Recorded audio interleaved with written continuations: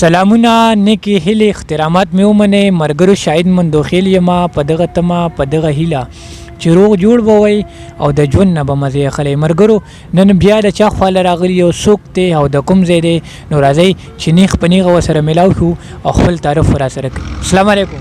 وعلیکم سلام. ما مینوالو ته ووایه کوم ځای سره تعلق ساتئ او د کوم ځای؟ جی زه ضلع نوښار کې د هاواېۍ اوسیدونکی یم او روشن خان مې نامه ده. د مینوالو ته به څه راسره شریکوئ؟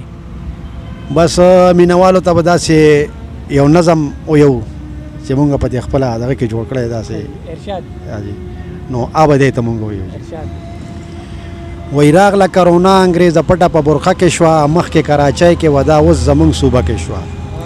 نو وی پیله کراچۍ کې خلکو بند کړل دوکانونه واړه کور ته لاړل او شاړ شول جوماتونه. نه هر سړي تړلې خپله پوزه په چیرړه کې ده مخکې کراچۍ کې ودا اوس زمونږ صوبه کې ده. نو وی بیا واوړېدله سیند ته نو سیندیان په چغو سر شوله او خپل کورونه یې پرېښول او ځنګلو ته بهر شوله.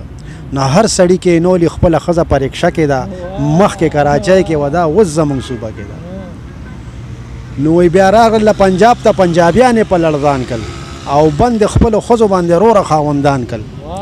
نو ښځه یې په کمره کې د سړي شپه په کوڅه کې ده مخکې کراچۍ کې ودا اوس زمونږ صوبه کې ده.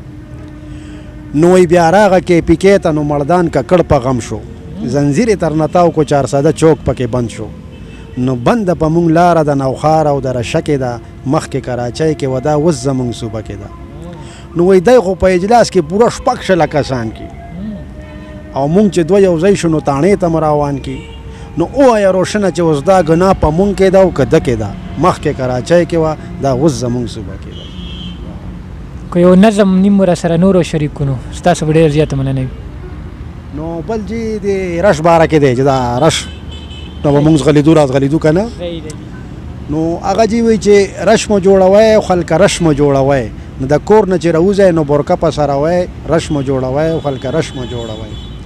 نو وی راځئ چې جنازې ته نو کورې اچوئ خولې ته نو د مړي جنازه به په 2.5 کسه کوئ رش مو جوړوئ او ګله رش مه جوړوئ. نو وی د قبر کنستل نشته او د مړو ښخول نشته بس د لاسو خپو نه یې نیسئ د اټکی غورځوئ رش مه جوړوئ او ګله رش مه جوړوئ. او وی واده چې چا کره وي نو خوړه به پکې نه وي زمونږ صاحبانو بنده کړي د روټۍ رش مه جوړوئ ګله رش مه جوړوئ. او وی جنجان به جنج ته نه ځي نه که ځي بیا به شپږ وځي نو ډولۍ به خپله لږ ته په سیکل باندې راوړی رش مه جوړوئ او ګله رش مه جوړوئ. او وی چې جومات ته ځې مانځه ته نو کینې به نه په مځکه مولا چې سلام وجر باسي ځان ته مونځ کوئ رش مه جوړوئ او ګله رش مه جوړوئ. او وی مالداره سموسي خوري او غریب پکې کسي خوري نو روشن ته خو چاور نه که غوړو یوه تیلی رش مه جوړوئ او ګله رش مه جوړوئ. ډېر ځای خو ډېر خو ډېر خو مینوالو ته به لنډ میسج پیغام څه ورکول غواړئ اخیره کې؟